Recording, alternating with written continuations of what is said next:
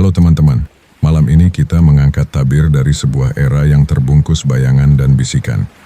Selamat datang di perjalanan malam yang akan membuat kalian tertidur sambil bersyukur telah lahir di abad yang tepat. Dalam cerita hari ini, kita akan menjelajahi dunia kuliner abad pertengahan yang akan membuat kalian mencium makanan kalian sebelum memakannya untuk sisa hidup kalian. Dan sebelum kita menyelami festival kengerian gastronomis ini, jangan lupa untuk like video ini jika kalian sudah mulai bersyukur dengan kulkas kalian.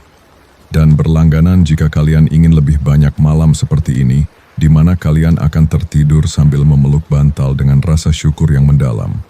Sekarang beritahu saya di komentar dari mana kalian menonton dan makanan apa yang terakhir kalian makan.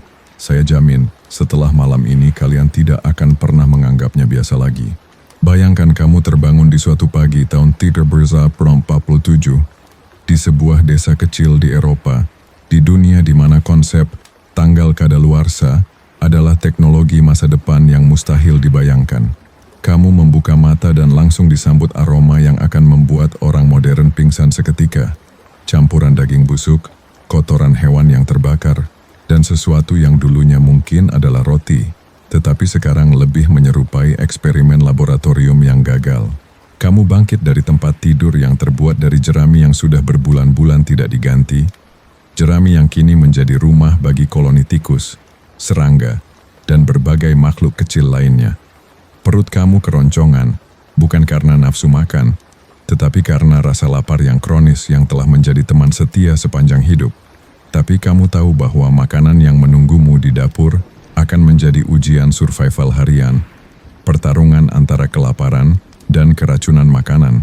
Kamu berjalan menuju apa yang secara eufemistik disebut dapur, meskipun tempat ini lebih menyerupai laboratorium bakteriologi yang tidak disengaja. Lantainya terbuat dari tanah yang telah bercampur dengan darah hewan, remah makanan yang membusuk selama berbulan-bulan, kotoran dari berbagai makhluk hidup, dan substansi-substansi misterius lainnya yang warnanya sudah tidak bisa diidentifikasi lagi. Di tengah ruangan terdapat lubang di tanah yang dikelilingi batu-batu hitam. Ini adalah kompor kamu. Api dinyalakan dengan kayu yang seringkali sudah basah, busuk, dan berjamur, karena kayu kering adalah kemewahan yang tidak bisa disiapkan dengan baik. Asap tebal mengepul ke seluruh ruangan, bercampur dengan uap dari berbagai cairan mendidih yang tidak bisa diidentifikasi, menciptakan atmosfer yang akan membuat insinyur ventilasi modern menangis.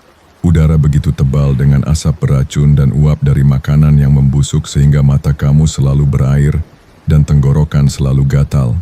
Kamu sudah terbiasa bernapas melalui mulut untuk menghindari mencium aroma yang terlalu menyengat, tetapi ini berarti kamu juga mencicipi udara yang penuh dengan partikel-partikel yang tidak ingin kamu ketahui asalnya.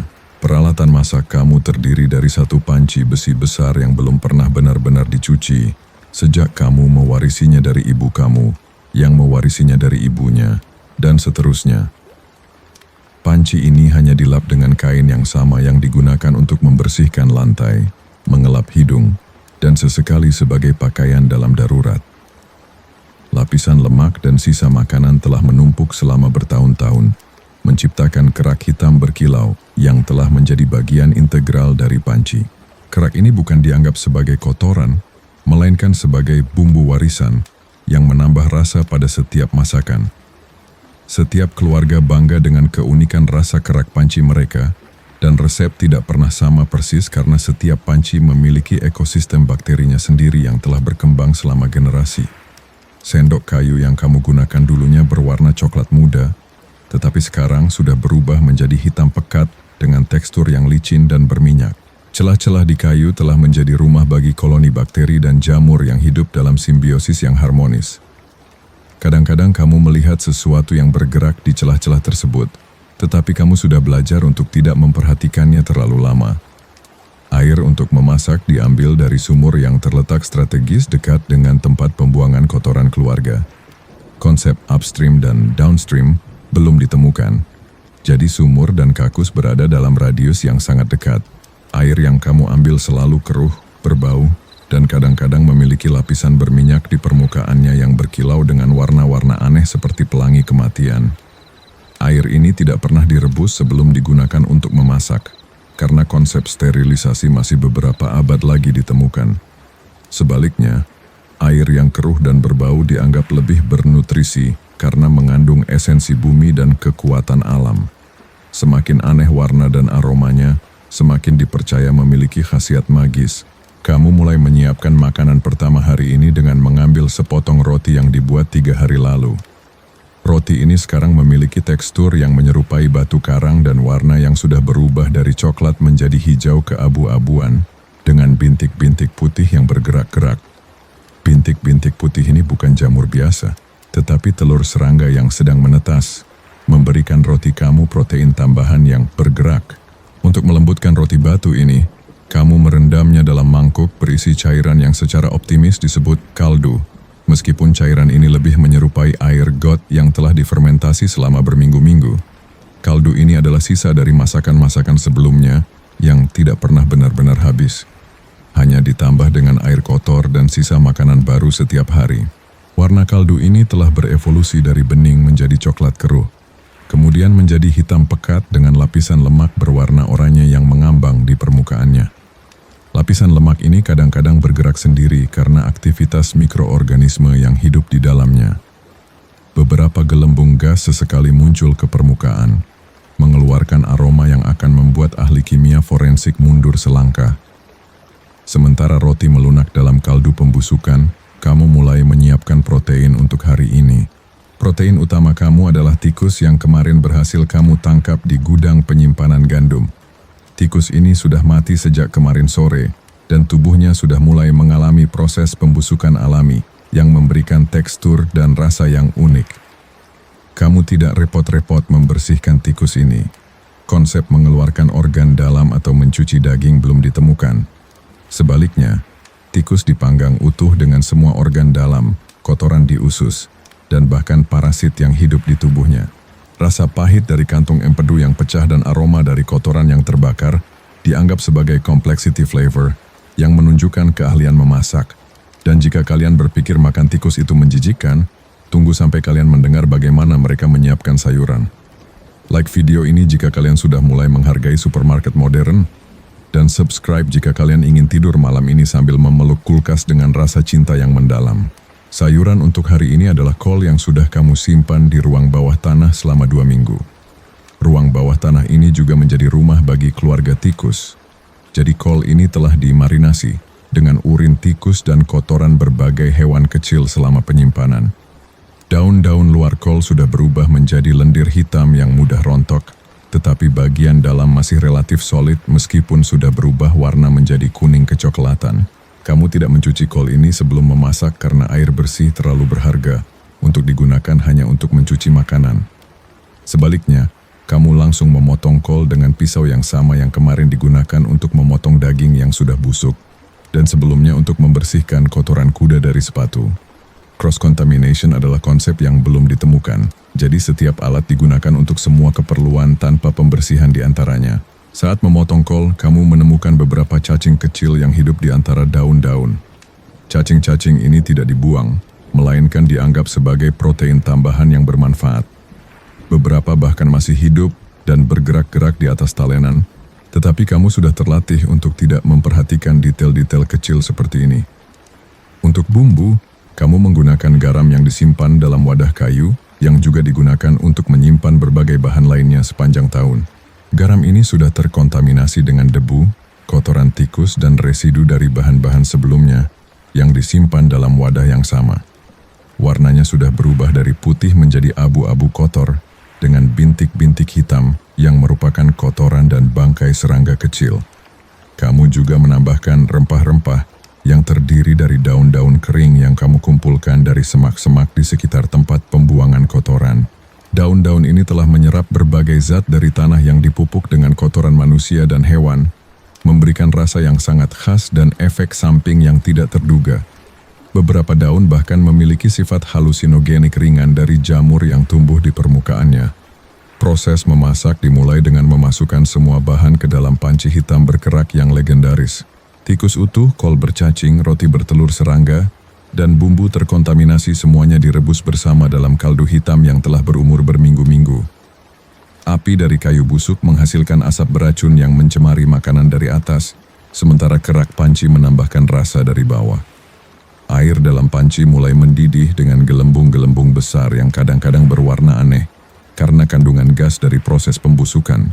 Aroma yang dihasilkan adalah Symphony of Decay, kombinasi harmonis dari daging busuk, sayuran fermentasi, dan sesuatu yang mungkin dulunya organik tetapi sekarang sudah melampaui identifikasi biologis. Sementara menunggu masakan matang, kamu menyiapkan minuman untuk hari ini. Minuman adalah air yang sama yang digunakan untuk memasak, tetapi kali ini ditambah dengan sedikit madu yang sudah terkontaminasi dengan lilin lebah kotor, larva lebah mati, dan kotoran lebah. Madu ini disimpan dalam pot tanah liat yang retak, memungkinkan serangga kecil masuk dan berkembang biak di dalamnya. Madu yang sudah terfermentasi secara alami karena kontaminasi bakteri menghasilkan rasa yang sedikit beralkohol dan sedikit asam. Beberapa bagian madu sudah mengkristal menjadi gumpalan keras yang mengandung berbagai debris organik. Ketika kamu aduk, ada suara berderit dari gumpalan-gumpalan yang bergesekan dengan sendok kayu. Setelah setengah jam direbus dalam kaldu pembusukan, makanan kamu dinyatakan siap. Konsep makanan yang benar-benar matang tidak ada. Yang penting adalah makanan sudah cukup panas untuk membunuh beberapa jenis bakteri, meskipun pada saat yang sama proses pemanasan ini mengaktifkan bakteri-bakteri lain yang lebih tahan panas. Kamu menuangkan hasil masakan ke dalam mangkuk kayu yang sama yang kemarin digunakan untuk makan dan sebelumnya untuk menampung air cucian kaki. Mangkuk ini memiliki retakan-retakan kecil yang telah menjadi rumah bagi sisa makanan yang membusuk selama berbulan-bulan. Setiap kali digunakan, sisa-sisa lama ini bercampur dengan makanan baru, menciptakan rasa yang kompleks dan tidak terduga. Kamu duduk di lantai tanah yang sudah dicampur dengan tumpahan makanan, kotoran hewan, dan berbagai cairan tubuh dari anggota keluarga yang sakit. Tidak ada meja makan. Konsep furniture khusus untuk makan adalah kemewahan yang tidak terbayangkan. Kamu makan dengan tangan kosong yang belum dicuci sejak kemarin. Tangan yang sama yang digunakan untuk membersihkan kotoran hewan dan menangani berbagai substansi kotor sepanjang hari. Gigitan pertama adalah pengalaman sensori yang kompleks. Tekstur tikus yang sudah setengah hancur bercampur dengan kol yang sudah menjadi pulp berwarna coklat. Rasa-rasa yang bercampur termasuk daging yang sedikit busuk, sayuran yang fermentasi, bumbu yang terkontaminasi, dan undertone dari kerak panci yang telah berumur puluhan tahun. Ada juga crunch kecil dari serangga yang ikut termasak dan tulang-tulang kecil tikus yang sudah lunak. Yang paling mengejutkan adalah tekstur cacing-cacing kecil yang sudah matang. Mereka menjadi kenyal seperti karet kecil dan mengeluarkan cairan ketika digigit. Beberapa masih setengah hidup dan bergerak di mulut, memberikan sensasi tickling yang aneh. Kamu sudah terlatih untuk menelan tanpa terlalu banyak mengunyah, karena semakin lama makanan di mulut, semakin banyak rasa aneh yang muncul. Cairan kaldu yang kamu minum memiliki konsistensi yang sedikit kental karena lemak yang mengental dan protein yang larut.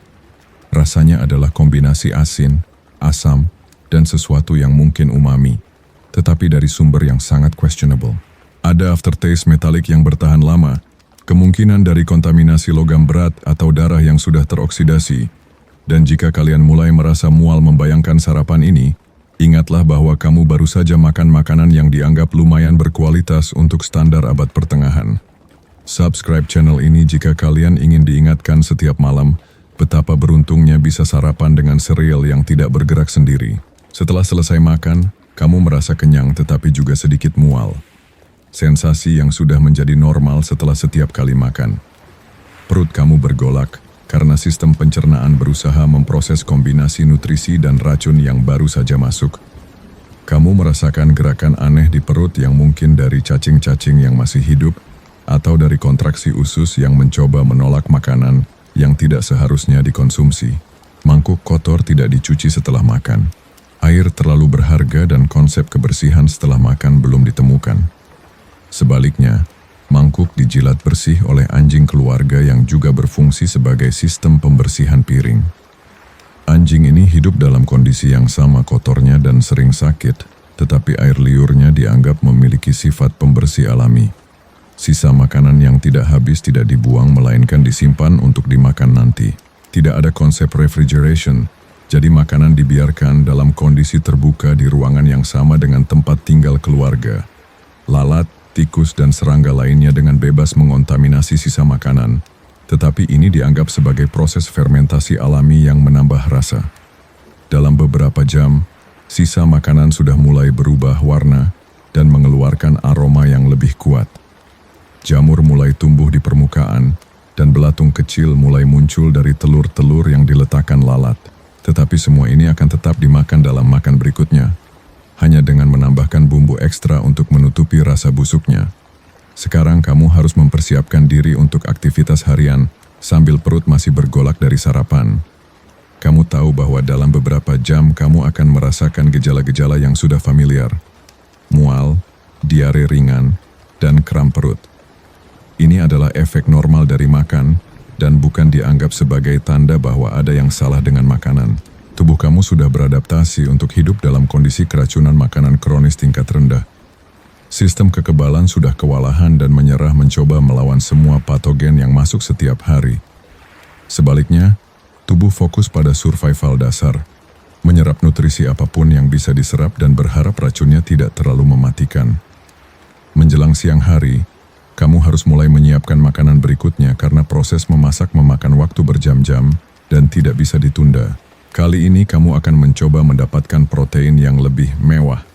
Seekor ayam yang kemarin mati karena sakit dan sudah mulai mengalami rigor mortis. Ayam ini tidak disembelih dengan benar ketika masih hidup, jadi darah tidak keluar sempurna dan masih menggenang di dalam tubuh. Proses pembusukan sudah dimulai dari dalam, memberikan daging rasa yang khas dan aroma yang akan membuat dokter hewan modern melaporkannya sebagai biohazard. Tetapi bagi kamu, ini adalah protein berkualitas tinggi yang tidak sering bisa diperoleh. Proses pembersihan ayam dimulai dengan mencabut bulu-bulu yang sudah mulai rontok sendiri karena dekomposisi. Bulu-bulu ini tidak dibuang melainkan disimpan untuk digunakan sebagai bahan bakar tambahan nanti. Kulit ayam sudah berubah warna menjadi kehijauan dan terasa licin karena bakteri yang berkembang biak di permukaannya. Kamu tidak mengeluarkan organ dalam ayam karena prosedur ini dianggap terlalu rumit dan membuang-buang bagian yang bisa dimakan. Organ dalam yang sudah mulai membusuk justru dianggap sebagai delicacy karena rasanya yang kuat dan tekstur yang unik. Usus yang masih berisi kotoran ayam akan memberikan rasa earthy yang otentik. Hati ayam yang sudah berubah warna menjadi hitam kehijauan dan mengeluarkan aroma yang sangat kuat dianggap sebagai bagian yang paling bergizi. Kantung empedu yang pecah akan memberikan rasa pahit yang distintif. Paru-paru yang sudah berisi cairan pembusukan akan menambah tekstur creamy pada masakan. Untuk sayuran pendamping, kamu menggunakan bit yang sudah disimpan dalam lubang di tanah selama sebulan. Bit ini sudah setengah membusuk dan ditutupi tanah yang bercampur dengan kotoran berbagai hewan. Cacing tanah hidup di dalam bit, dan beberapa bagian sudah berubah menjadi kompos alami, di mana bit tumbuh. Kamu tidak mencuci bit ini sebelum memasak, karena tanah dianggap memberikan mineral tambahan yang bermanfaat bagi kesehatan. Cacing-cacing tanah yang ikut terbawa juga dianggap sebagai sumber protein tambahan. Beberapa bit sudah sangat lunak sehingga hancur ketika disentuh, menciptakan pasta berwarna coklat yang sulit dibedakan dari lumpur. Dan jika kalian pernah merasa jijik dengan sayuran yang tidak dicuci bersih, bayangkan makan sayuran yang sengaja tidak dicuci sama sekali karena tanah dan cacing dianggap sebagai bumbu alami. Like dan subscribe jika kalian ingin tidur malam ini sambil memeluk sayuran organik kalian dengan rasa cinta yang baru. Proses memasak ayam dimulai dengan memasukkannya utuh ke dalam panci berkerak yang sama. Tidak ada konsep memotong daging menjadi bagian-bagian kecil untuk memasak yang merata. Ayam direbus utuh dengan semua organ dalam, kotoran dan parasit yang mungkin hidup di tubuhnya. Air rebusan akan mengekstrak semua rasa dari setiap bagian ayam, termasuk yang tidak seharusnya dikonsumsi. Air untuk merebus adalah air yang sama yang sudah digunakan berulang kali untuk memasak selama berminggu-minggu. Air ini sudah berubah menjadi kaldu pekat yang penuh dengan lemak mengambang, protein yang mengendap, dan berbagai mikroorganisme yang berkembang biak dengan subur. Setiap kali digunakan, kaldu ini menjadi lebih kaya rasa dan lebih berbahaya bagi kesehatan. Sementara ayam direbus, kamu menambahkan bit yang bercacing dan berbagai bumbu yang tersedia. Bumbu-bumbu ini adalah campuran daun kering yang tidak bisa diidentifikasi, garam yang terkontaminasi, dan abu dari kayu yang terbakar. Abu kayu dianggap memberikan rasa smoky dan juga berfungsi sebagai sumber alkali yang membantu proses masak. Proses perebusan berlangsung berjam-jam karena daging ayam yang sudah setengah busuk membutuhkan waktu lama untuk menjadi lunak. Selama proses ini, aroma yang dihasilkan adalah kombinasi kompleks dari daging yang mendidih, sayuran yang fermentasi, dan sesuatu yang mungkin gas dari proses pembusukan yang dipercepat oleh panas. Uap yang keluar dari panci mengandung berbagai partikel yang tidak seharusnya dihirup. Kamu bernapas melalui mulut untuk menghindari aroma yang terlalu kuat, tetapi ini berarti kamu juga menghirup dan mencicipi partikel-partikel yang mengambang di udara. Beberapa partikel ini adalah droplet lemak, yang lain adalah uap dari berbagai proses dekomposisi. Setelah 3 jam direbus, ayam dinyatakan siap meskipun beberapa bagian masih keras dan beberapa bagian sudah hancur menjadi bubur. Konsistensi yang tidak merata ini adalah hal yang normal. Yang penting adalah makanan sudah cukup panas untuk membunuh beberapa jenis bakteri berbahaya, meskipun pada saat yang sama mengaktifkan bakteri lain yang lebih suka lingkungan hangat. Kamu mengangkat ayam dari kaldu dengan garpu kayu yang ujungnya sudah patah dan bergerigi. Ayam ini sekarang terlihat seperti makhluk dari film horor. Bentuknya sudah berubah drastis karena proses masak yang ekstrem. Kulitnya terkelupas dan menggantung, dan beberapa organ dalam sudah keluar dan mengambang dalam kaldu. Daging ayam yang berhasil kamu pisahkan memiliki tekstur yang bervariasi dari kenyal seperti karet hingga lunak seperti bubur. Warnanya sudah tidak bisa disebut putih lagi, melainkan abu-abu kehijauan dengan bercak-bercak gelap yang mungkin darah yang terkoagulasi atau mungkin sesuatu yang lain. Rasanya adalah kombinasi ayam, pembusukan, dan sesuatu yang metalik. Beet yang sudah direbus bersama ayam sekarang sudah benar-benar tidak bisa dikenali bentuk aslinya. Mereka telah menjadi massa coklat kehitaman dengan tekstur seperti lumpur. Cacing-cacing tanah yang ikut direbus sudah mati, dan memberikan tekstur chewy yang unik. Rasa tanah yang kuat bercampur dengan rasa beet yang sudah fermentasi. Kaldu yang tersisa adalah cairan kental berwarna coklat tua dengan lapisan lemak berwarna oranye yang mengambang di permukaan.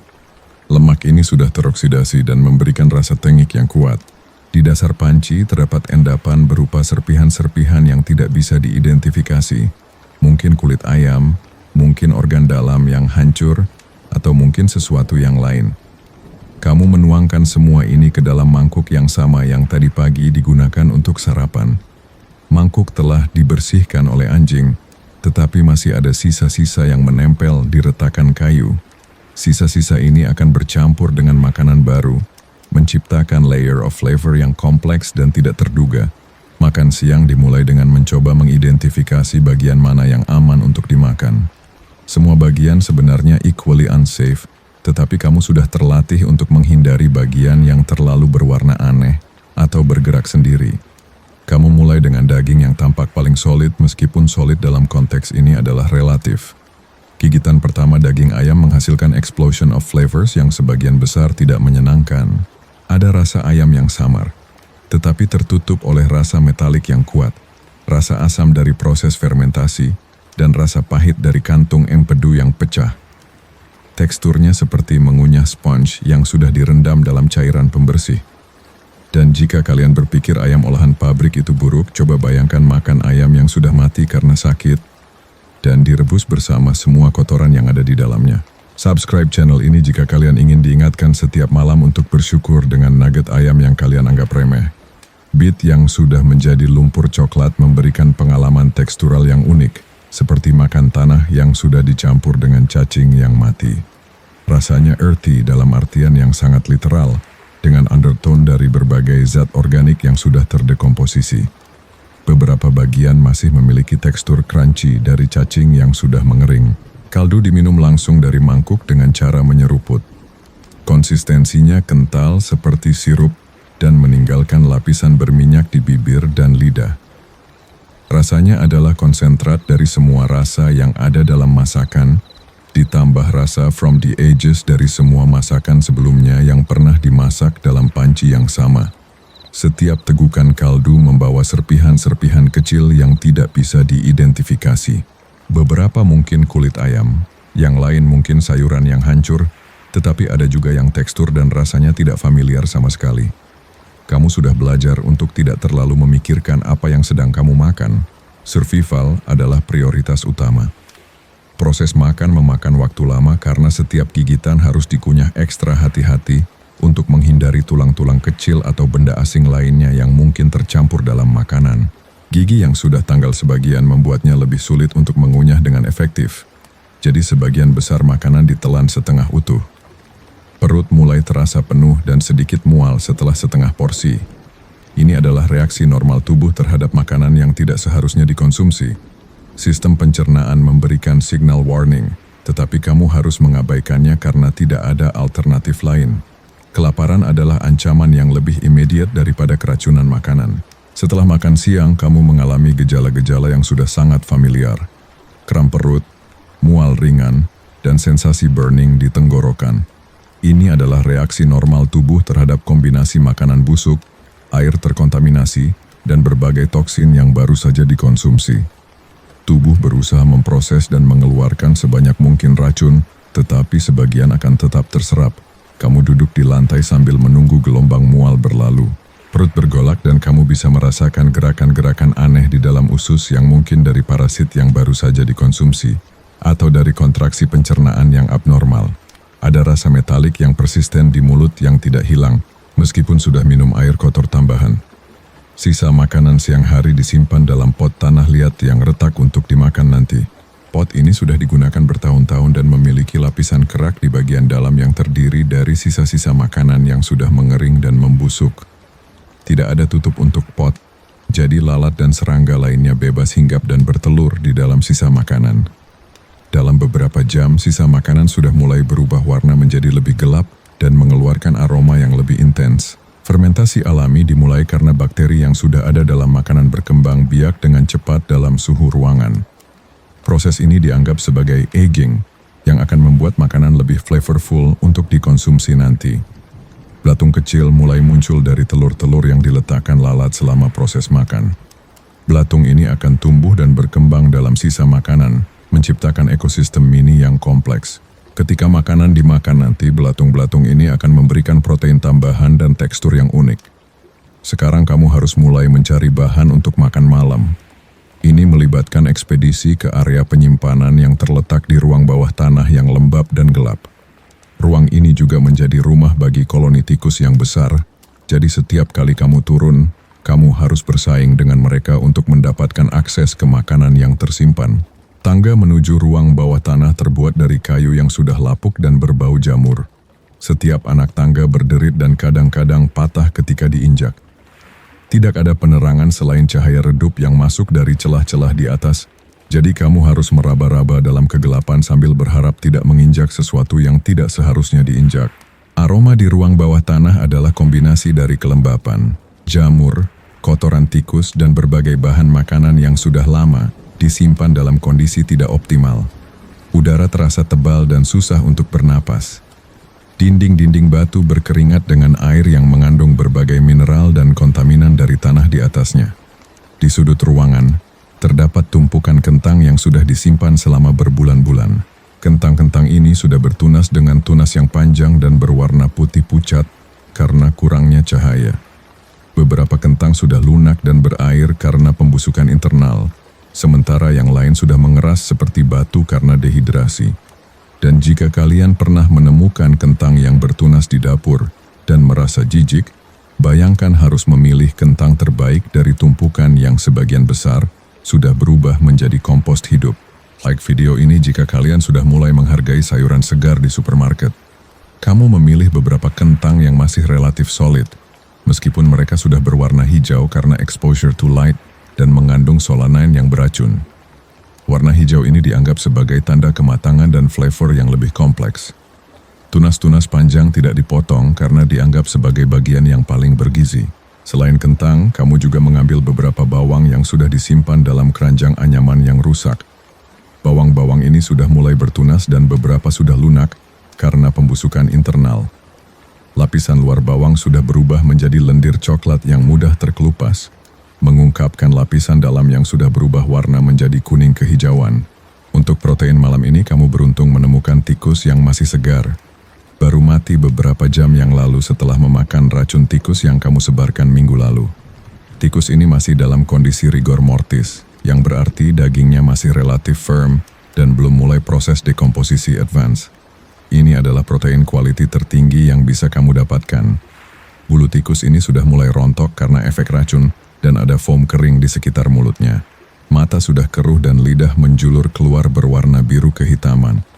Racun dalam tubuh tikus akan memberikan rasa yang sedikit pahit pada daging, tetapi ini dianggap sebagai seasoning alami yang unik. Naik kembali dari ruang bawah tanah dengan membawa hasil buruan. Kamu merasa sedikit pusing karena menghirup udara beracun di ruangan tertutup. Kepala terasa ringan, dan ada rasa metalik yang bertambah kuat di mulut. Ini adalah efek normal dari exposure ke gas-gas yang dihasilkan oleh proses pembusukan dalam ruang tertutup.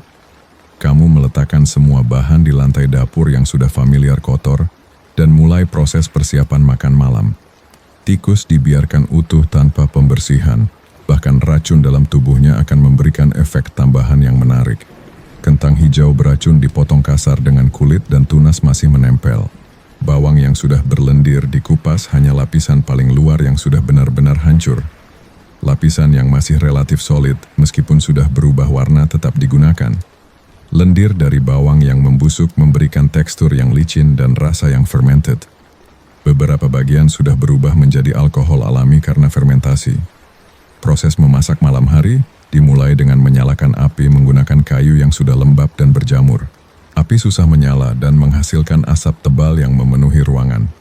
Asap ini mengandung berbagai senyawa kimia dari kayu yang tidak sehat, termasuk beberapa yang bersifat karsinogenik dan neurotoksik. Panci yang sama digunakan lagi tanpa pembersihan. Kerak yang sudah menumpuk bertahun-tahun sekarang sudah setebal beberapa milimeter dan memiliki tekstur yang keras seperti karang.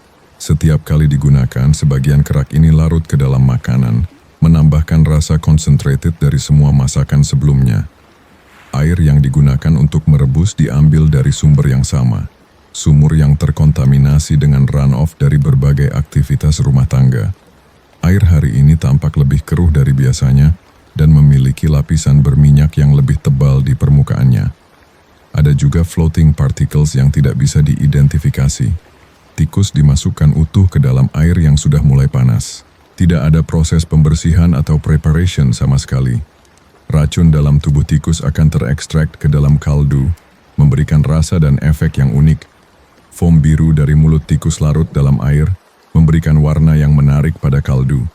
Kentang hijau beracun dan bawang berlendir ditambahkan ke dalam panci yang sama. Solanin dari kentang hijau akan larut dalam air panas, meningkatkan toxicity dari kaldu. Bawang yang sudah fermentasi akan menambahkan alkohol konten dan rasa asam yang kompleks. Tunas kentang memberikan rasa pahit yang distintif. Dan jika kalian merasa khawatir dengan pestisida pada sayuran modern, bayangkan makan sayuran yang sengaja dipilih karena sudah beracun dan bertunas. Subscribe channel ini jika kalian ingin tidur malam ini dengan perasaan grateful bahwa sayuran kalian hanya mengandung residu pestisida minimal. Proses merebus berlangsung lebih lama dari biasanya karena racun tikus membutuhkan waktu untuk terekstrak sempurna. Selama proses ini, aroma yang dihasilkan adalah kombinasi dari daging tikus, kentang busuk, bawang fermentasi, dan undertone chemical dari racun. Uap yang keluar dari panci membuat mata berair dan tenggorokan terbakar. Setelah 1 jam, kaldu sudah berubah warna menjadi coklat kehijauan dengan hint kebiruan dari racun tikus. Tikus sudah mulai hancur, dan beberapa organ dalamnya keluar dan mengambang dalam kaldu.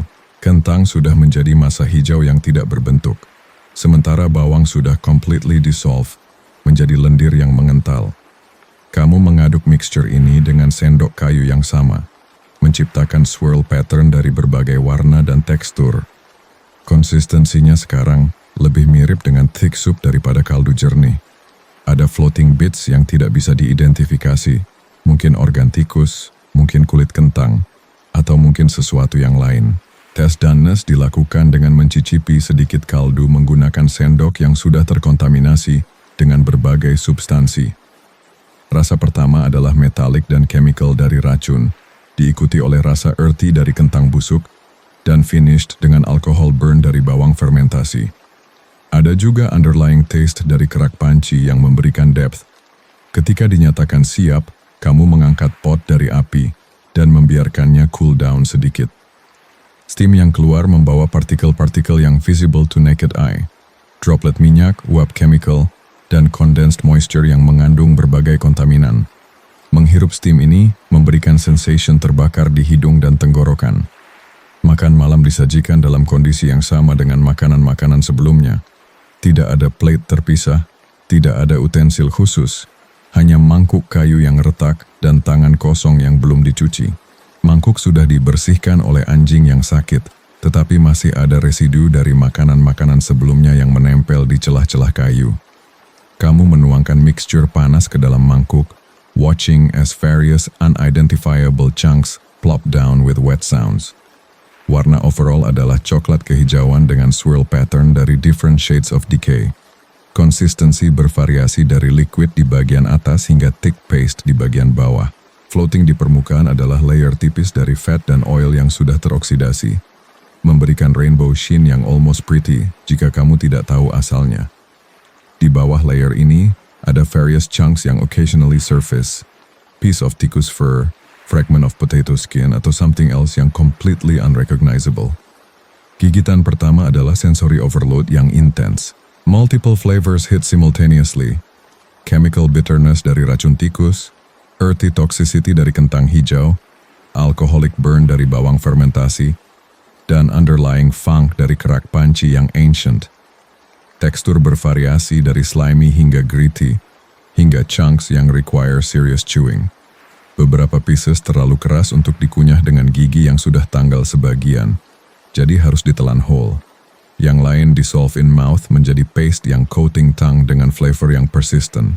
Ada crunch occasional dari bones atau cartilage yang small enough untuk dimakan, tetapi hard enough untuk noticed. Temperature masih cukup hot untuk membakar tongue, tetapi juga necessary untuk membunuh some of the bacteria yang still alive dalam mixture. Balance between burning mouth dan food poisoning adalah calculation yang harus dibuat dengan setiap spoonful. Generally, hot food adalah safer food, meskipun safe adalah relative term. Dan jika kalian pernah makan sup yang terlalu panas dan membakar lidah, bayangkan harus memilih antara lidah terbakar atau keracunan makanan dengan setiap sendok. Like dan subscribe jika kalian ingin diingatkan betapa luxury-nya bisa meniup makanan panas untuk mendinginkannya. Proses makan berlangsung slowly karena setiap bite harus carefully evaluated untuk safety. Some chunks look more suspicious than others dan experience telah mengajarkan untuk avoid yang bergerak sendiri atau yang glow dalam gelap. Tetapi bahkan kriteria ini tidak foolproof karena sometimes yang tampak safe ternyata paling dangerous. Halfway through meal, kamu mulai merasa efek dari racun tikus yang terkonsum, slight dizziness, tingling di fingertips, dan vision yang sedikit blurry. Ini adalah tanda bahwa racun mulai circulate dalam bloodstream, tetapi level ini masih dalam acceptable range. Tidak cukup untuk immediate death, hanya enough untuk interesting evening. Stomach mulai protes dengan cramps yang familiar, tetapi slightly different. Ada burning sensation yang baru, kemungkinan dari combination racun dan solanine dari kentang hijau. Intestinal movements menjadi more active, preparing untuk inevitable digestive consequences yang akan datang dalam beberapa jam. Saliva production increases sebagai body's attempt untuk dilute toxins dalam mouth. Taste buds mulai numb, yang sebenarnya blessing karena membuat remainder of meal lebih tolerable. Metallic taste bertambah strong, dan ada slight nausea yang building di back of throat. Despite all warning signs dari body, kamu continue eating karena tidak ada alternatif. Hunger adalah more immediate threat daripada poisoning. Body sudah adapted untuk process certain level of toxicity, dan immune system sudah given up trying untuk fight every pathogen yang enters daily. Remaining portions dimakan dengan determination yang born from necessity. Setiap bite adalah small victory against starvation, meskipun also step closer toward various health complications. Life adalah constant balance between malnutrition dan poisoning, dengan no safe middle ground available. Setelah selesai makan malam, kamu duduk di lantai sambil waiting untuk digestive process dimulai. Experience telah mengajarkan bahwa next few hours akan filled dengan various uncomfortable sensations sebagai body attempts untuk proses mixture of nutrients dan toxins yang just consumed. First wave of effects biasanya adalah increased salivation dan slight nausea. Ini adalah body's initial response untuk presence of harmful substances. Stomach acid production increases dalam attempt untuk break down difficult to digest materials, causing burning sensation yang radiates dari stomach ke chest. Dalam 30 minutes, cramps mulai intensify. Intestinal contractions become more violent sebagai digestive system tries untuk move contaminated food through quickly. Ada alternating sensations of sharp pain dan dull ache yang sweep through abdomen dalam waves yang unpredictable. Racun dari tikus mulai show more pronounced effects. Vision becomes slightly blurred, dan ada ringing sensation di ears yang come dan go. Fingertips feel numb, dan ada slight tremor di hands yang make fine motor control difficult. Thinking becomes foggy, seperti mild intoxication, tetapi dengan underlying sense of danger. Dan jika kalian pernah merasa mual setelah makan makanan yang questionable, bayangkan feeling ini setiap single day sebagai normal part of existence. Subscribe channel ini jika kalian ingin tidur malam ini dengan grateful feeling bahwa worst case scenario untuk kalian adalah food poisoning occasional, bukan daily routine. Solanin dari kentang hijau adds its own contribution dalam form of neurological symptoms. Ada slight confusion dan difficulty concentrating. Words become harder untuk find, dan simple tasks require more effort than usual. Ada underlying headache yang builds slowly behind eyes. By second hour, gastrointestinal distress reaches peak intensity. Diarrhea mulai dengan liquid consistency yang burns pada way out. Stomach contents want untuk come up sekaligus, creating conflict antara vomiting dan continuing diarrhea. Body tidak bisa decide which direction untuk expel toxins most effectively. Dehydration sets in quickly karena loss of fluids dari both ends. Tetapi drinking water untuk replace fluids berarti consuming more contaminated water yang will perpetuate cycle. Ada no clean water available, jadi choice adalah antara dehydration atau further contamination. Skin mulai feel clammy dan cold, despite internal burning sensations. Sweating increases sebagai body attempts untuk eliminate toxins melalui pores. Sweat memiliki unusual odor yang chemical dan metallic, reflecting unusual composition of substances being expelled. Sleep becomes impossible karena combination of pain, nausea, dan neurological effects dari various toxins. Lying down makes nausea worse, tetapi sitting up intensifies abdominal cramps. Ada no comfortable position, jadi night akan spend dalam restless shifting antara equally uncomfortable positions. Hallucinations minor mulai appear di peripheral vision, shadows yang move, sounds yang tidak ada source-nya. Sensation of insects crawling the skin. Ini adalah effects dari combination neurotoxins dan severe malnutrition yang affect brain chemistry. Reality becomes slightly fluid dan unreliable. By morning, acute phase will pass, leaving behind weakened immune system, damaged digestive tract, dan accumulated toxins yang will take days untuk eliminate completely. Tetapi tomorrow akan bring new meals dengan new combinations of dangers, creating continuous cycle of poisoning dan partial recovery yang never quite complete. Malam berlanjut dengan waves of discomfort yang come dalam unpredictable intervals. Body temperature fluctuates wildly, burning fever diikuti oleh chills yang make teeth chatter. Blanket yang available adalah wool yang unwashed dan infested dengan fleas, jadi covering up brings its own set of problems, while staying uncovered means freezing. Stomach contents continue untuk revolt dengan dry heaving yang produces nothing, tetapi bile dan blood-tinged mucus. Taste di mouth adalah combination metallic, bitter, dan something yang might once been food, tetapi now completely unrecognizable. Tongue feels swollen dan numb, making swallowing difficult. Urine becomes dark dan concentrated, dengan strong chemical odor yang reflects kidney struggle untuk filter unusual toxins. Ada burning sensation during urination yang suggests bladder irritation dari substances yang not meant untuk human consumption. Frequency increases sebagai body attempts untuk flush out harmful materials. Vision problems worsen dengan double vision dan sensitivity untuk light. Even dim firelight dari dying embers feels blindingly bright.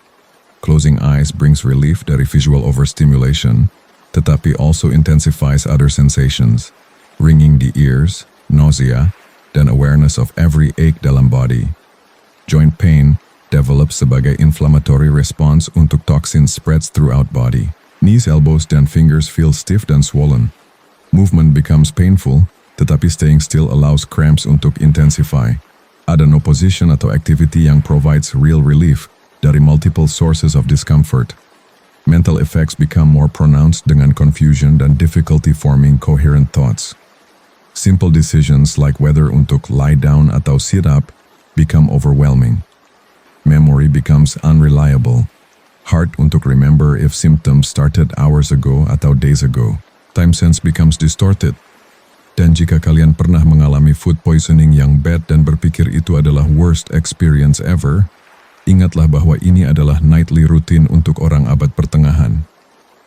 Like video ini jika kalian sudah mulai appreciate betapa amazingnya modern medicine dan food safety. Parasites dalam digestive system become more active sebagai response untuk changing conditions. Ada sensation of movement di abdomen yang not dari normal digestive processes. Cramping takes on different quality sebagai worms dan other organisms adjust untuk new environment created oleh latest meal. Skin breaks out dalam rash yang itchy dan painful. Scratching provides temporary relief, tetapi creates open wounds yang immediately become infected dalam unsanitary environment. Fingernails sudah dirty dan contaminated, jadi scratching introduces new bacteria ke dalam broken skin. Respiratory system becomes affected dengan coughing yang brings up phlegm berwarna unusual. Breathing feels labored, tidak dari congestion tetapi dari body's overall distress. Air dalam room feels thick dan difficult untuk proses, contributing untuk sensation of suffocation. Heart rate becomes irregular dengan periods of rapid beating followed by slow, weak pulses. Blood pressure fluctuates sebagai cardiovascular system struggles untuk maintain circulation while processing toxins. Ada chest pain yang sharp dan intermittent, adding untuk overall sense of physical distress.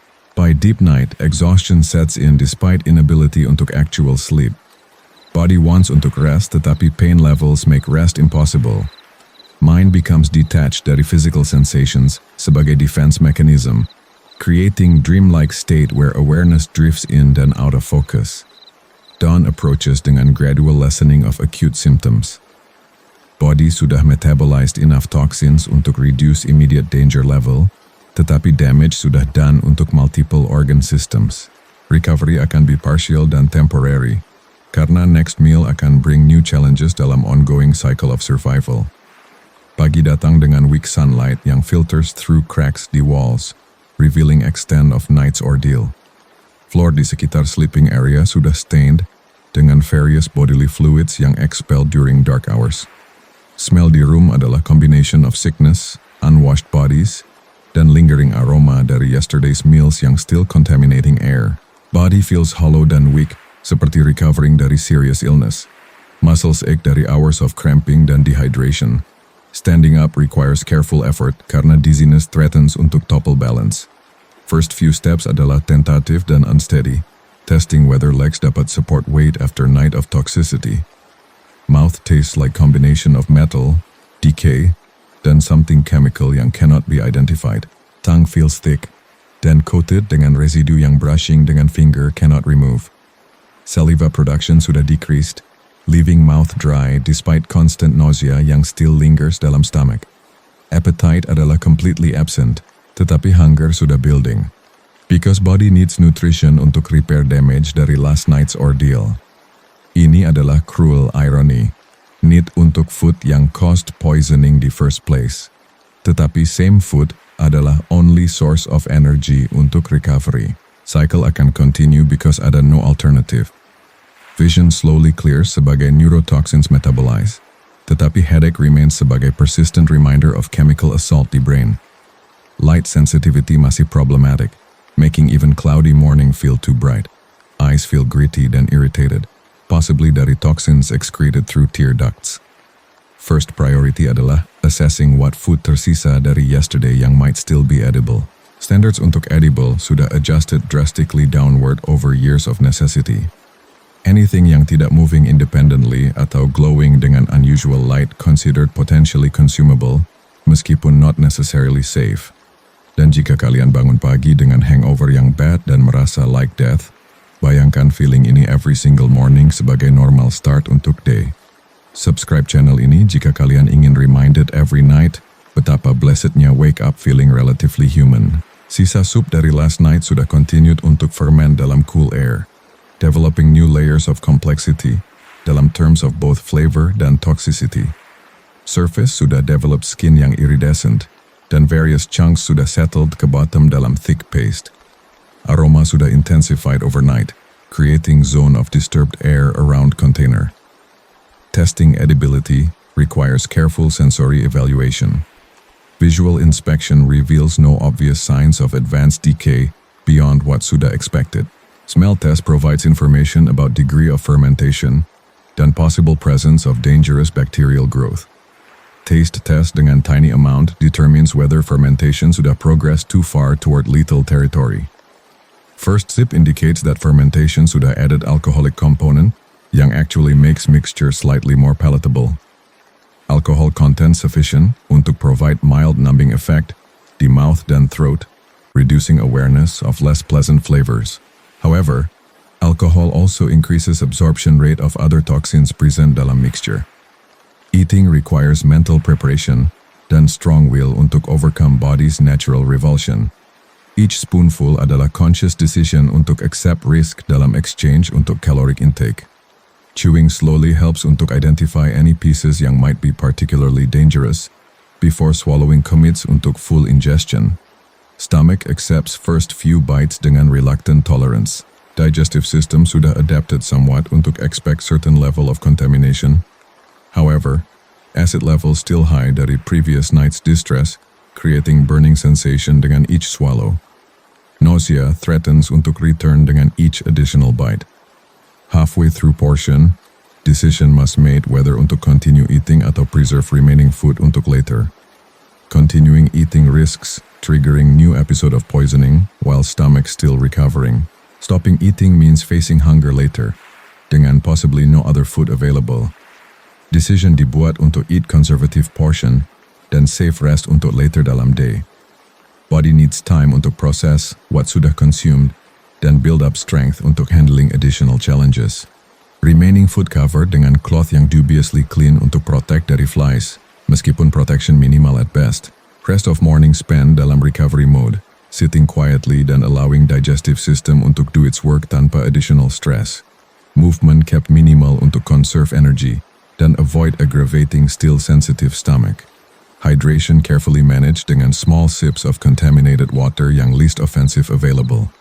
Mental state during recovery period adalah mixture of relief untuk surviving another night dan dread untuk inevitable repeat of cycle. Knowledge bahwa same process akan happen again tonight dengan next meal creates underlying anxiety yang never fully goes away.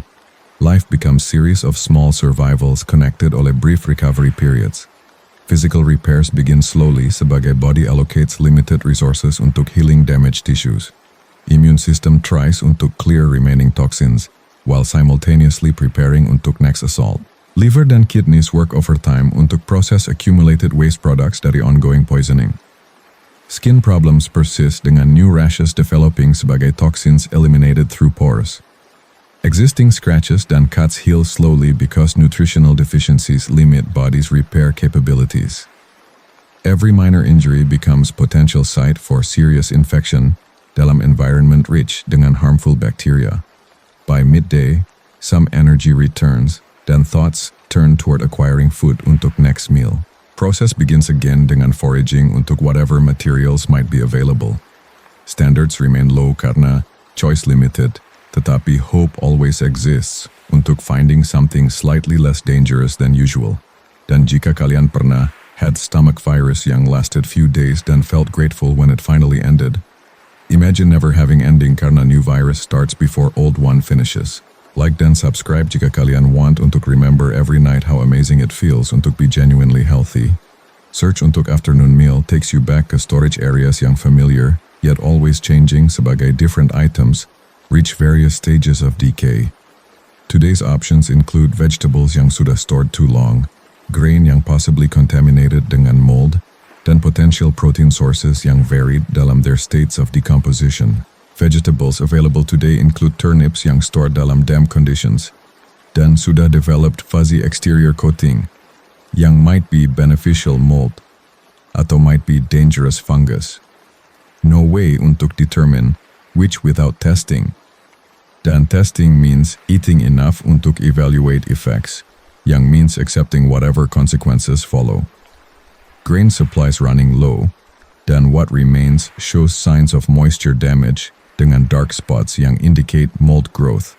Some grains sudah sprouted dalam storage, changing their nutritional content dan possibly their toxicity levels.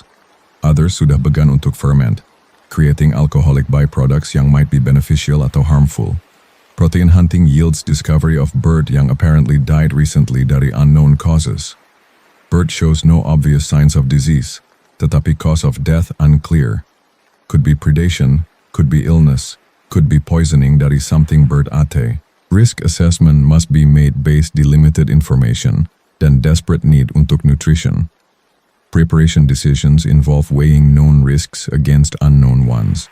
Cooking thoroughly might eliminate some bacterial dangers, tetapi akan not remove chemical toxins atau neutralize all poisons. Eating raw preserves any beneficial enzymes tetapi maximizes risk dari pathogenic contamination. Choice made untuk combine all available ingredients dalam single pot, diluting individual risks while creating new unknown combinations. Teori adalah bahwa if any single ingredient lethal, others might provide some protection. Reality adalah bahwa multiple toxins sometimes amplify each other's effects, creating dangers greater than sum of parts. Cooking process untuk afternoon meal follows familiar pattern tetapi dengan awareness bahwa ingredients today carry unusual risks. Bird of unknown mortality dropped into same perpetually used pot yang sudah accumulated years of residue dari previous meals. No cleaning performed because water too precious dan concept of sterilization unknown. Turnips dengan fuzzy coating added tanpa removing questionable exterior growth. Exterior might contain beneficial mold yang adds flavor dan nutrition, atau might harbor dangerous toxins yang cause hallucinations atau organ damage. No way untuk distinguish between helpful dan harmful fungal growth dengan available knowledge.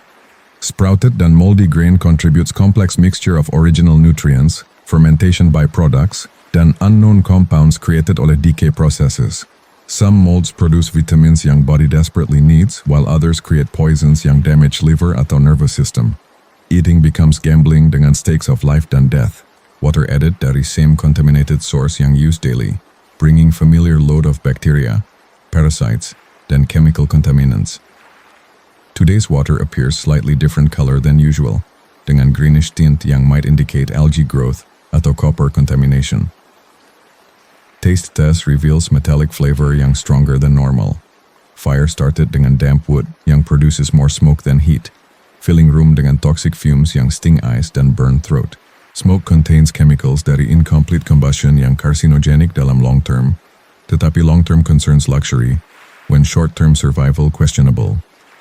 Immediate need untuk cooked food outweighs future health risks.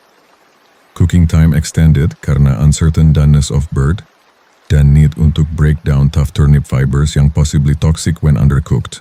Extended heating also helps untuk reduce bacterial load, meskipun simultaneously concentrates other toxins yang tidak destroyed oleh heat. Balance between safety dan danger constantly shifting. Dan jika kalian ever worried tentang food safety warnings di labels dan think regulators too cautious, imagine having zero information tentang anything you eat dan having untuk make life-death decisions dengan every meal.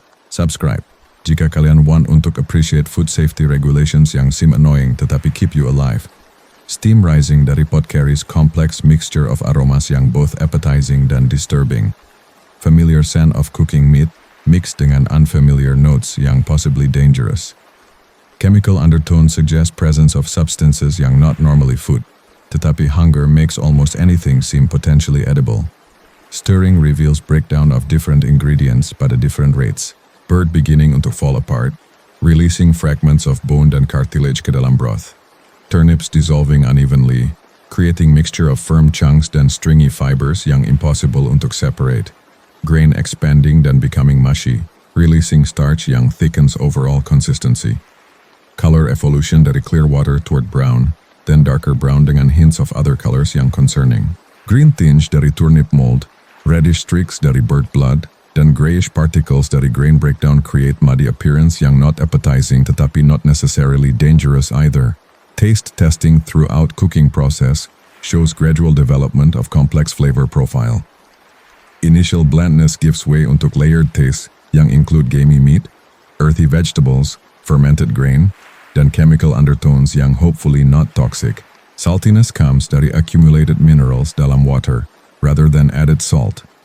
Texture becomes increasingly heterogeneous, dengan mixture of soft, firm, dan chewy components dalam single dish. Consistency ranges dari liquid broth untuk solid chunks yang require careful chewing. Some pieces dissolve easily while others resist breakdown, creating challenging eating experience yang requires attention untuk avoid choking. After 2 hours of cooking, mixture declared ready based D sand profile dan texture analysis yang developed through years of survival experience. No thermometer available untuk verify safe internal temperature, dan concept of food safety based di visual cues dan intuition rather than scientific measurement. Serving performed dalam same wooden bowl yang used untuk all meals, cleaned only oleh dog's tongue, dan occasional wiping dengan dirty cloth.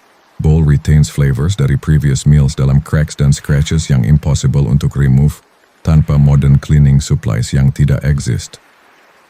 First taste reveals complex flavor yang difficult untuk describe dalam modern terms. Dominant notes include gamey bird meat dengan slight chemical aftertaste, earthy turnip dengan mushroom undertones dari mold, dan fermented grain yang adds slightly alcoholic burn. Background flavors include metallic dari water contamination dan smoky dari cooking process. Texture surprise comes dari unexpected crunch dalam otherwise soft mixture. Investigation reveals tiny bones dari bird yang not noticed during preparation. Bones small enough untuk swallow tetapi large enough untuk risk choking atau internal injury. Careful chewing required untuk identify dan remove bone fragments before swallowing. Turnip pieces vary wildly dalam doneness, dengan some completely dissolved dan others maintaining firm texture yang resist chewing. Fuzzy mold coating sudah mostly dissolved, but creates slight tingling sensation di mouth yang might indicate mild toxicity atau simply unusual protein structure. Effect not immediately dangerous tetapi worth monitoring. Grain components add thickness untuk broth tetapi also contribute gritty texture dari incomplete cooking dan possible sand contamination dari storage. Some grains sudah popped like tiny popcorn, while others remain hard dan require extended chewing. Fermentation flavors add complexity, tetapi also suggest presence of alcohol yang might intensify other toxins. Dan jika kalian pernah ate meal yang not quite cooked right, dan had untuk pretend it was okay, imagine every meal being Russian roulette dengan your digestive system. Like video ini jika kalian starting untuk appreciate being able untuk send food back untuk being prepared incorrectly. Eating process requires constant vigilance untuk dangerous components yang might cause immediate harm. Visual inspection of each spoonful untuk bone fragments, strange colors, atau moving objects. Smell check untuk signs of advanced decay yang not detected during cooking. Texture evaluation untuk pieces yang feel wrong dalam mouth. Swallowing decisions made carefully untuk each bite, weighing hunger against perceived risk level. Some pieces clearly safer than others, tetapi safest pieces also least nutritious. Dangerous pieces might contain highest protein atau vitamin content, creating dilemma antara nutrition dan safety. Stomach response varies throughout meals sebagai different components trigger different reactions. Initial acceptance followed oleh growing unease sebagai chemical compounds begin untuk absorb ke dalam bloodstream. Familiar cramping begins earlier than usual, suggesting today's combination particularly challenging untuk digestive system. Halfway through portion, decision point reached tentang whether untuk continue eating atau stop, while stomach still tolerating intake. Continuing risk triggering severe poisoning episode. Tetapi stopping means insufficient caloric intake untuk maintain energy levels needed untuk daily survival activities. Choice made untuk eat slowly dan monitor body's responses dengan each additional bite. Strategy developed over years of experience untuk maximize nutrition while minimizing immediate danger. Each swallow followed oleh pause untuk assess effects before proceeding dengan next bite. Unusual sensations begin developing during meal. Slight numbness di lips, tingling dalam fingers, dan mild visual disturbances yang suggest neurological effects dari unknown compounds. Effects not immediately dangerous tetapi indicate presence of substances yang affecting nervous system. Decision made untuk continue eating dengan increased caution. Final portions consumed despite growing discomfort karena wasting food luxury yang cannot afford. Every calorie potentially difference between surviving until next meal atau succumbing untuk malnutrition. Body's warning signals must be weighed against practical necessity of maintaining minimal nutrition levels. Meal completed, dengan mixed feelings of satisfaction untuk obtaining nutrition dan apprehension tentang potential consequences yang will develop over next several hours. Pattern well established. Immediate relief dari hunger followed oleh gradual onset of various poisoning symptoms. Post-meal period begins dengan familiar routine of waiting untuk effects untuk manifest while trying untuk continue dengan daily activities yang necessary untuk survival. Body already showing early warning signs, increased salivation, mild nausea, dan beginning of abdominal discomfort yang will intensify over time. First hour relatively manageable dengan only minor symptoms. Slight headache develops, possibly dari dehydration atau early toxin effects. Vision remains clear tetapi concentration becomes difficult sebagai brain chemistry begins untuk be affected oleh absorbed compounds. Simple tasks require more effort than usual. Second hour brings escalation of symptoms dengan stomach cramping intensifying dan nausea becoming more prominent. Chemical taste dalam mouth becomes stronger, suggesting toxins circulating dalam bloodstream dan being excreted through saliva. Metallic flavor particularly pronounced, indicating possible heavy metal contamination. Third hour marks beginning of acute phase dengan severe cramping, profuse sweating, dan onset of diarrhea yang burns upon elimination. Body attempting untuk expel harmful substances through any available route. Skin becomes clammy dan cold despite internal burning sensations. Heart rate increases sebagai cardiovascular system stressed. Dan jika kalian pernah had 24-hour stomach bug dan counted hours until you felt better, imagine having countdown timer untuk next poisoning episode, starting immediately after current one ends. Subscribe jika kalian want untuk fall asleep tonight. Grateful bahwa your meals don't come dengan guaranteed suffering. Fourth hour introduces neurological complications dengan dizziness, confusion, dan mild hallucinations di peripheral vision.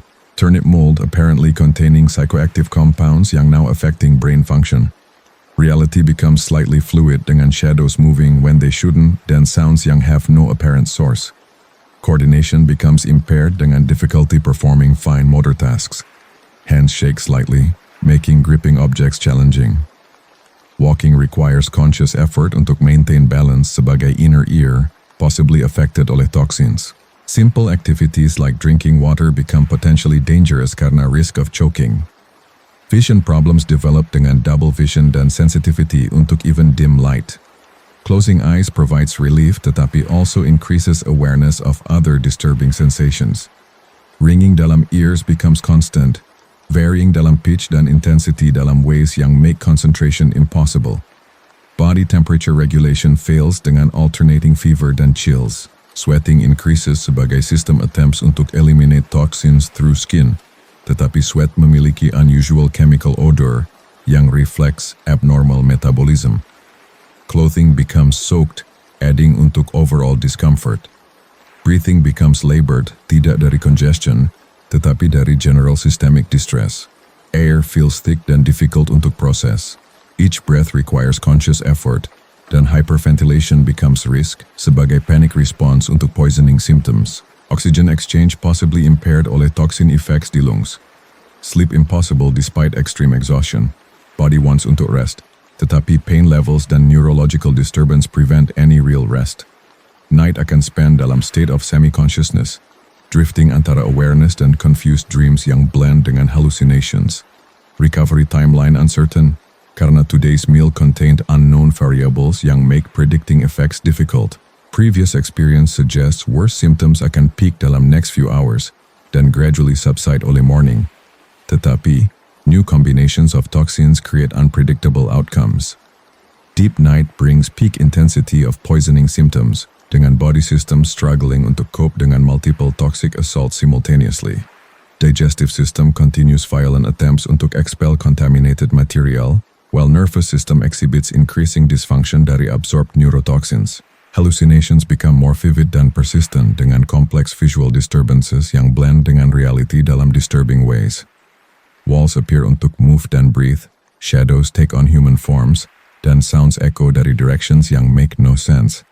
Distinction between real dan imagined sensations becomes impossible untuk maintain. Pain takes on surreal quality, dengan cramping yang feels like living creatures moving within abdomen. Sensation of internal movement tidak entirely hallucination, karena parasites possibly becoming more active dalam response untuk changing internal conditions created oleh latest meal's toxic load. Cardiovascular stress intensifies dengan irregular heartbeat dan blood pressure fluctuations yang create feeling of impending collapse. Pulse alternates antara racing rapidly dan barely detectable weakness. Chest pain radiates dalam patterns yang suggest multiple organ systems under severe strain. Respiratory distress worsens dengan sensation of suffocation despite open airways.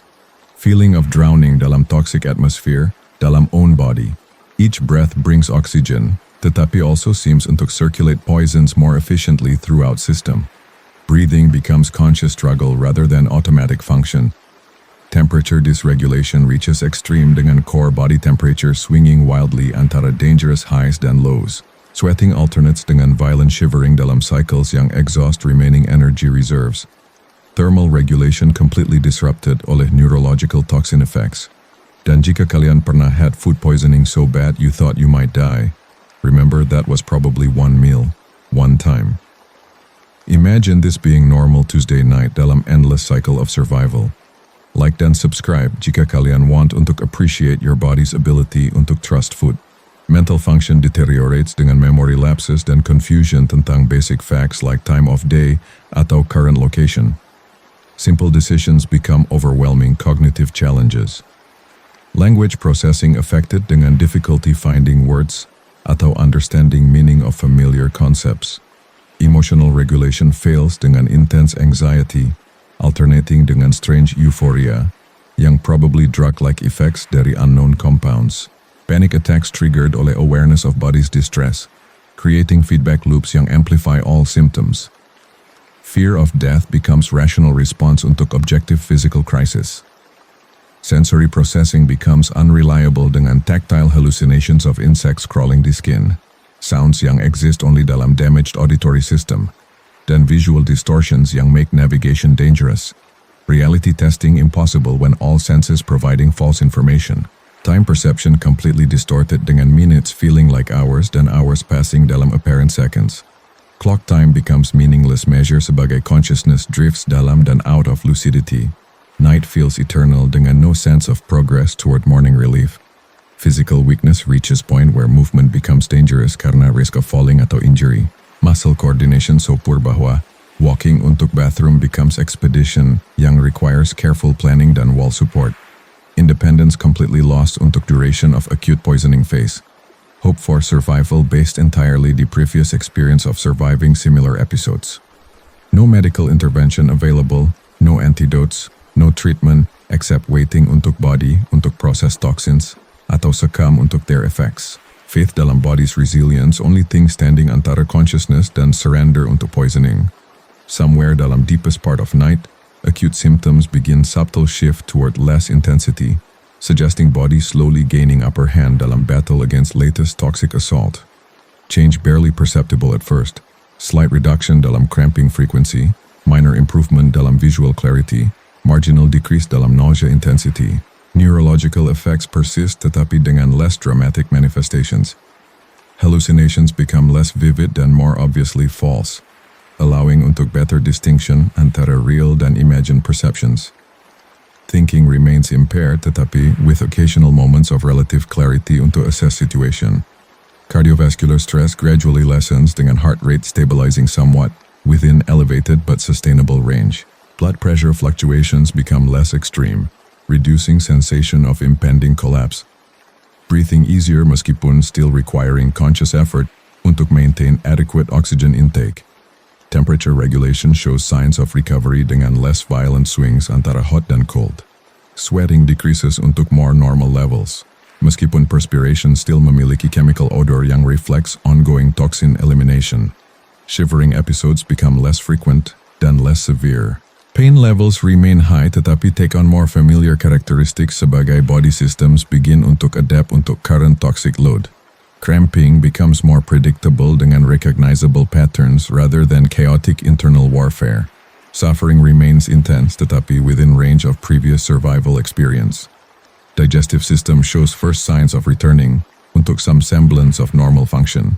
Violent expulsion episodes become less frequent, allowing untuk brief periods of rest antara waves of discomfort.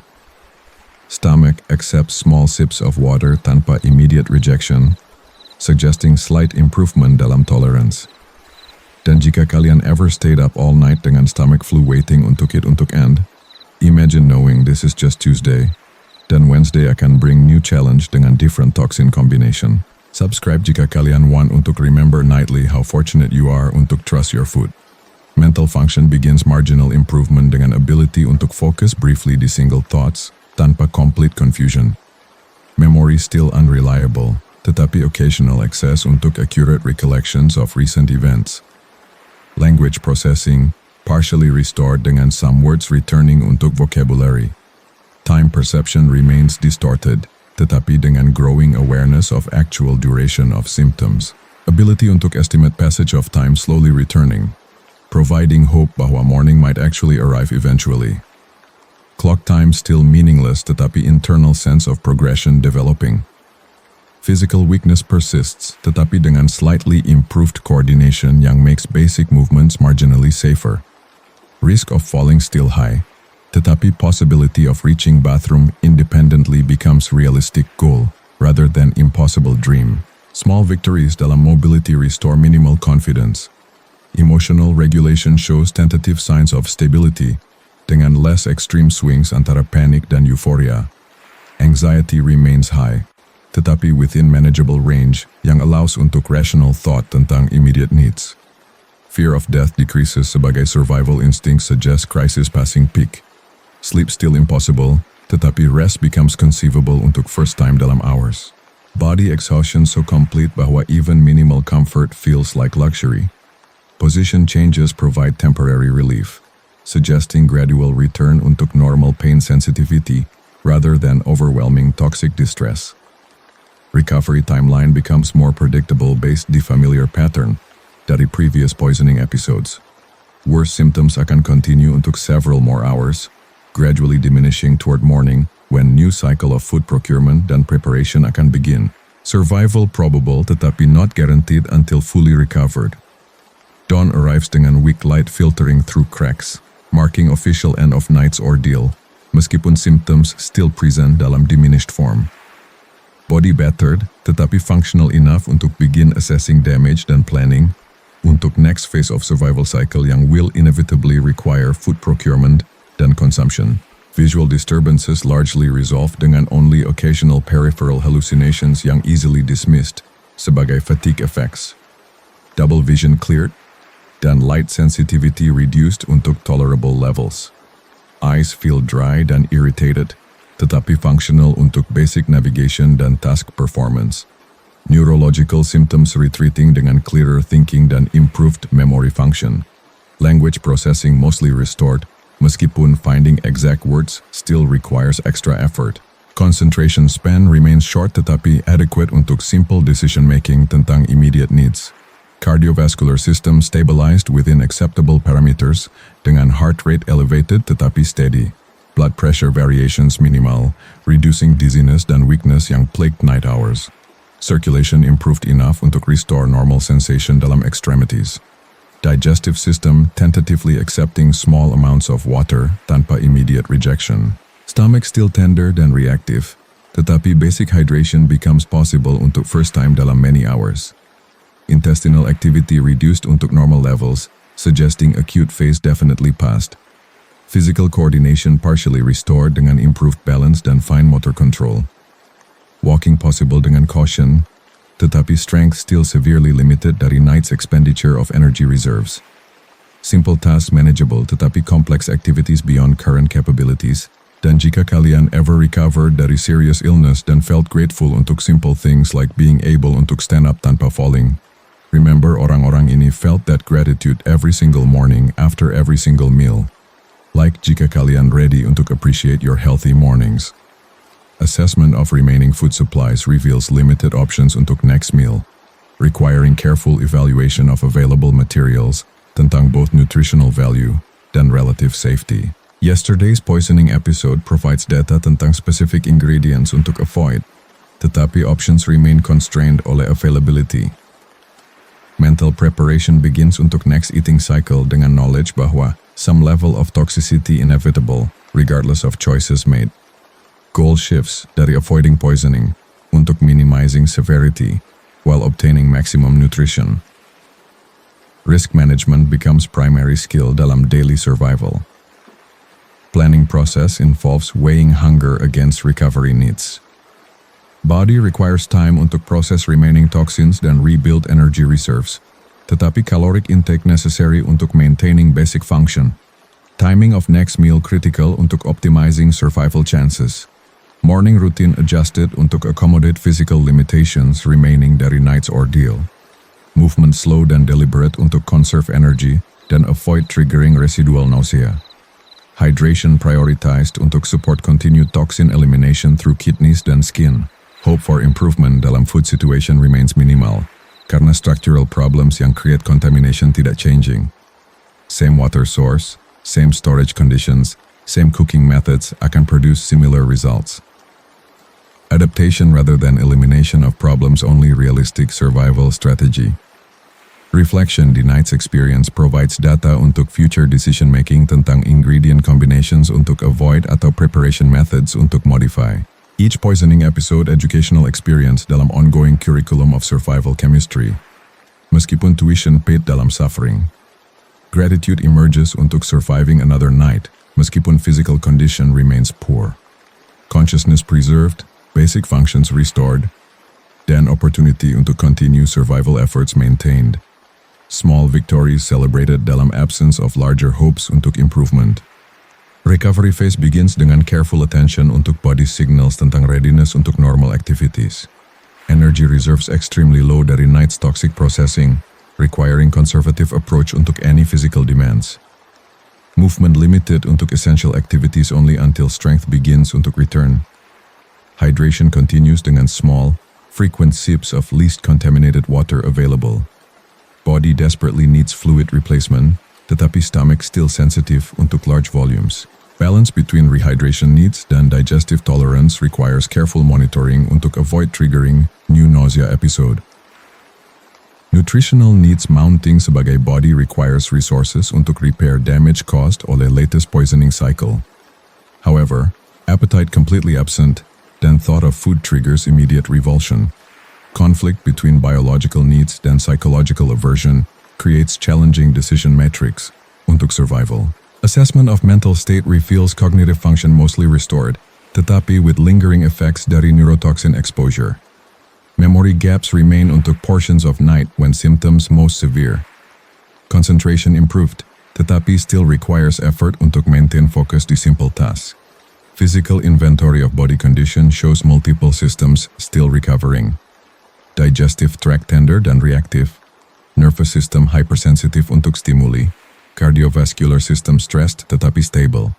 Overall condition poor tetapi within range of previous recovery experiences. Planning untuk next meal begins dengan review of available options dan lessons learned dari previous poisoning episode. Certain ingredient combinations now marked sebagai particularly dangerous while others rated sebagai relatively safer choices dalam konteks of survival necessity. Dan jika kalian pernah had bad reaction untuk specific food dan avoided it afterwards, imagine having untuk eat dangerous food repeatedly karena no alternatives exist.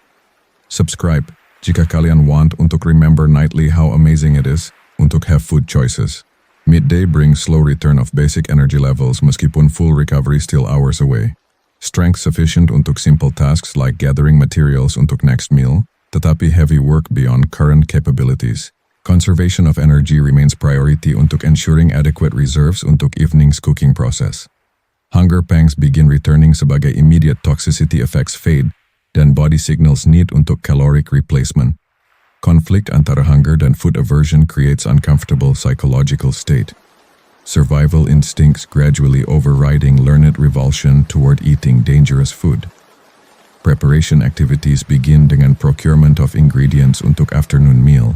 Options limited oleh what available dalam storage areas dan what can be foraged dalam immediate vicinity. Quality standards adjusted untuk accommodate reality of resources available dalam survival situation. Cooking preparation involves same contaminated equipment dan questionable water source yang will inevitably introduce new hazards ke dalam food. No possibility untuk improvement dalam basic conditions, hanya different combinations of familiar dangers dalam ongoing game of survival chemistry. Mental preparation includes acceptance bahwa tonight akan bring new poisoning episode dengan unknown characteristics determined oleh specific ingredients chosen dan their interactions. Each meal represents calculated risk dalam ongoing gamble dengan health untuk sake of survival. Hope remains minimal tetapi persistent bahwa somehow conditions might improve, atau that adaptation might eventually reduce severity of daily poisoning cycles. Survival instinct maintains optimism, despite overwhelming evidence bahwa circumstances unlikely untuk change significantly. Evening approaches dengan familiar routine of meal preparation beginning. Same pot, same fire, same water, sama basic ingredients dalam different combinations. Cycle continues karena alternatif adalah starvation, which arrives more quickly than poisoning, tetapi dengan equally certain fatal outcome.